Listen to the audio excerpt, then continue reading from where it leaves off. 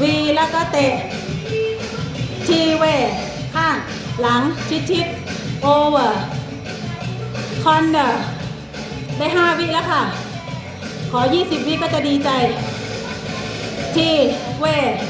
ตึงโอเวอร์โอ้ตั้งใจมากมาไม่ต้องตั้งใจขนาดนั้นเฮ้ยแล้วเตะทีเว20 วิผ่านไป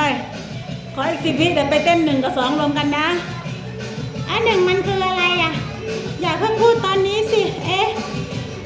เวไอทีเวครูอย่ากวนดิโอเวอร์เพลงก็มาดับมันจะมาพูดมัวๆนะกำลังคิดท่าอยู่นะและยังไงนะอีกครึ่งเดียว